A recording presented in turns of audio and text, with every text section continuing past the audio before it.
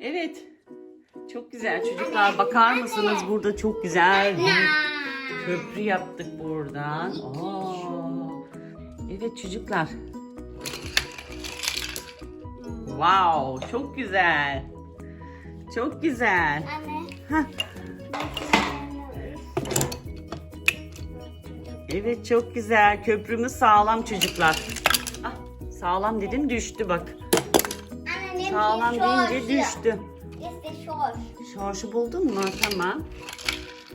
Wow, bak geldi. Şimdi Annem. şor bunu isteyecek. Gerçek dinozor bunu isteyecek. Evet çocuklar bizim bir tane de dev dinozorumuz vardı. O nerede peki? Dev dinozorumuz nerede? Evet, dev dinozorumuz da geliyor. Eyvah eyvah hepsini ezecek.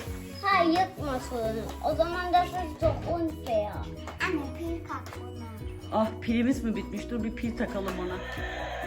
Eyvah. Eyvah çok kötü sesler geliyor.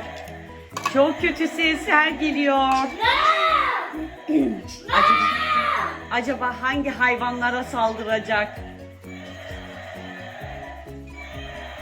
Kocaman dev bir dinozor geliyor çocuklar. Ah yazık ya hayvanlara saldıracak şimdi. Hayvanlara saldıracak. Eyvah eyvah geliyor geliyor. Geliyor. Anne şor şimdi dinozor. Şor şimdi koruyor hayvanlarını. Anne şimdi Ah, orada da hayvanları mı koruyor? Evet. Ama dev bir dinozor geliyor çocuklar ya.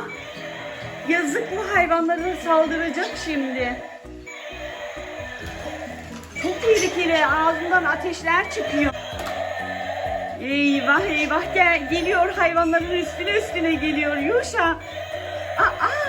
Çiçek takımı. Çiçek. Geliyor. Evet. Devrildi çocuklar. Dinozorlara doğru mu gidiyor acaba? Dinozorlara doğru mu gidiyor? Ah yazık. Evcil hayvanların yanına mı geliyor? İnanmıyorum ya. İnanmıyorum yazık. Çağlayan da kurtarıyor bu arada hemen.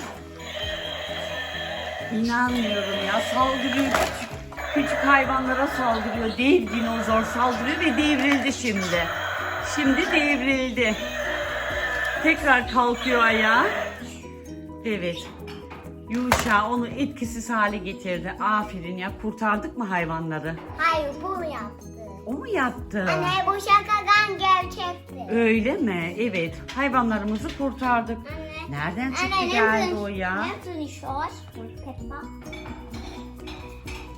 Evet. Hadi hayvanlarımızı güzelce dizelim. Oyunumuza devam edelim çocuklar. Anne, anne, anne bu hayvanlar ya hayvanları yaptı. Evet yazık. Onları düzeltelim geri. Oyunumuza devam edelim. Anne bunlar öldü şimdi. Hayır annem onlar sadece korkudan bayılmışlar annem ya. Şimdi kaldırırız onları geri. Hoşça kalın çocuklar. Bir dahaki videolarımızda görüşmek üzere.